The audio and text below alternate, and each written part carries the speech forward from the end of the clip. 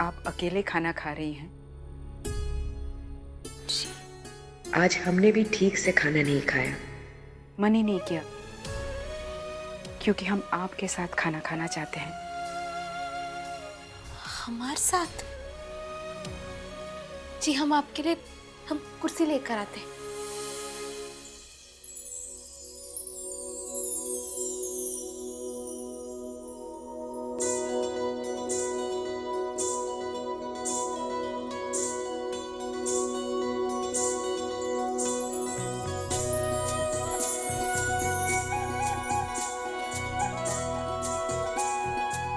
नहीं नहीं, आप वहां नहीं, यहाँ बैठोगे हमारे साथ कुर्सी पर। नहीं नहीं राजमाता, आप आराम से बैठकर खाइए।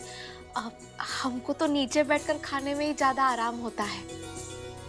आपको अगर कोनो दिक्कत ना हो तो हम हमारे हाथ से खा सकते हैं का? बिल्कुल। जी।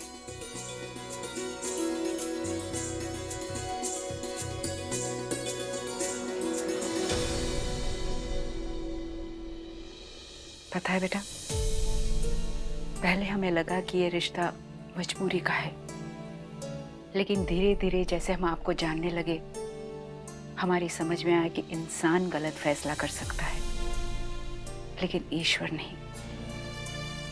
हमें क्षमा कर दीजिए बहू रानी कि हम आपके लिए खड़े नहीं हो पाए। राजेश्वरी ने आपकी जगह कियारा को सबके सामने इस घर की बहू के रूप में पेश किया और हम कुछ नहीं बोल पाए। लेकिन आज हम आपको एक सच बताना चाहते हैं। हमने अपनी जिंदगी में बहुत सारी बहुएं देखी है, कुछ अपने मैके में, कुछ यहाँ अपने ससुराल में और कुछ और राजघरानों में। कई रिश्ते बनते बिगड़ते देखे हैं, लेकिन आप सबसे अलग है बेटा। नहीं नहीं राजमाता जी, ऐसे भी का अलग किए हम तो बस जो मन में आता है वो कर देते हैं। शायद हमारे गांव में जो देखे हैं सीखे हैं वो हमारे मन मस्तिष्क में घर बना बैठे हैं, तो बिना सोच विचार किए हम जो मन में आया वो राय दे देते हैं। बाकी अब बड़े लोगन का आशीर्वाद है ना हमारे साथ, तो माता रानी भी हमका गाइड कर ही देती है। आप सच में बहुत ही ज्यादा नेक दिल और दुनिया के चोचलों से परे है बेटा। आपके लिए बहू रानी की पदवी या फिर डाइनिंग टेबल की कुर्सी या तस्वीर में अपनी जगह कोई मायने नहीं रखती। बिना किसी स्वार्थ या बदले में किसी भी चीज की उम्मीद किए आप सिर्फ इस परिवार के लिए हर चीज करती चली जा रही है। हमारा आशीर्वाद हमेशा आपके साथ है। माता रानी आपकी रक्षा करे।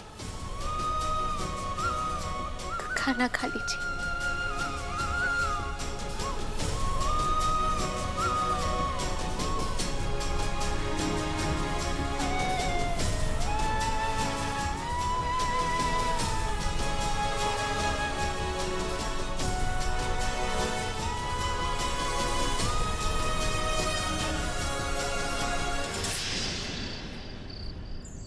हम बहुत खुश हैं आप जैसी बहू पाकर। कियारा, तुमने जो हमारे रजावत परिवार के लिए किया है उसके लिए हम हमेशा तुम्हारे आभारी रहेंगे। कल पंडित जी सगाई की मुहूर्त तय करेंगे, उसके बाद कुछ ही दिनों की बात है नंदिनी की शादी हो जाएगी और फिर तुम इन सारी चीजों से आजाद हो जाओगे। फैमिली का पार्ट नहीं बन पाई, लेकिन इसका ये मतलब तो नहीं है ना कि आप लोग को फैमिली ना मानो। आप जैसा बोलेंगे मैं वैसा करूंगी रानी साहब। Thank you so much Kiara, तुम थक गई होगी, अभी आराम कर लो। हमने गेस्ट रूम रेडी करवाया है।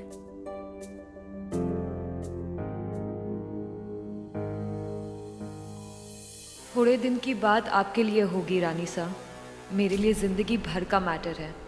4 लोगों के सामने तो आपने बहू बना ही दिया है, बस अब वीर की जिंदगी और उसके कमरे में एंट्री करना बचा है।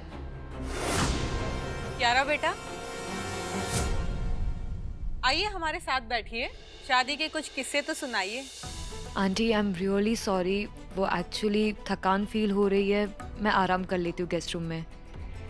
Guest room?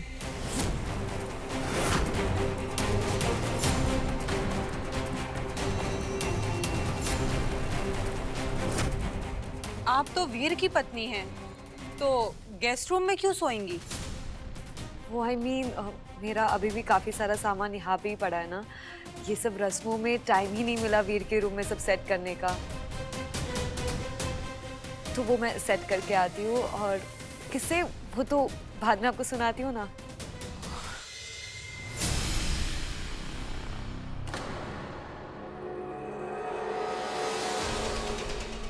रानी,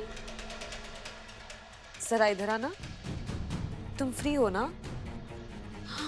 वो मुझे अपना बाकी का सामान ना वीर के रूम में शिफ्ट करना था, प्लीज मेरी हेल्प कर दो।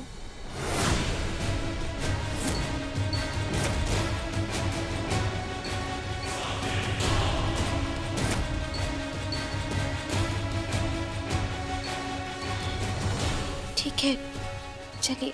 Thank you.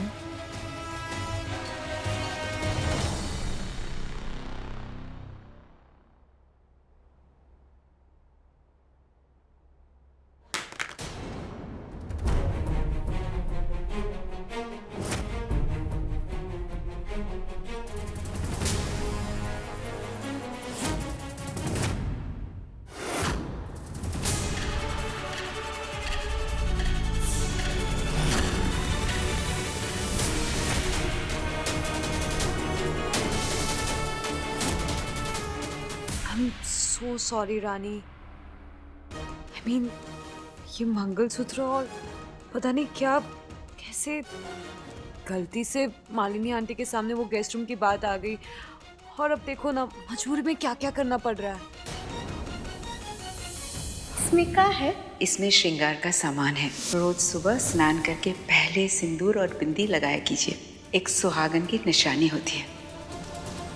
कोई बात नहीं राजकुमारी जी, कुछ ही दिनों की तो बात है, उसके बाद सब पहले जैसा हो जाएगा। और राजमाता जी हमको समझाई है कि जो मंगलसूत्र है ना, वो सुहाग का निशानी है, तो आपको तो पहनना पड़ेगा ना, ताकि सबको यकीन हो आसानी से। और तुम्हें पक्का कोई प्रॉब्लम नहीं है ना इससे रानी? आप हमारे परिवार के लिए इतना कुछ कर रही है, इसी में हमारी खुशी है। आइए।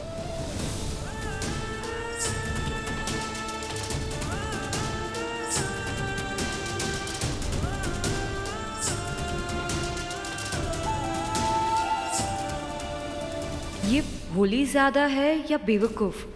मैं ये सब तुम्हारे परिवार के लिए नहीं, अपने लिए कर रही हूँ बलिया वाली रानी। अभी तो अपने हाथों से ये मंगलसूत्र पहना है, बहुत जल्द वीर मुझे अपने हाथों से पूरे रीति रिवाज के साथ ये पहनाएगा।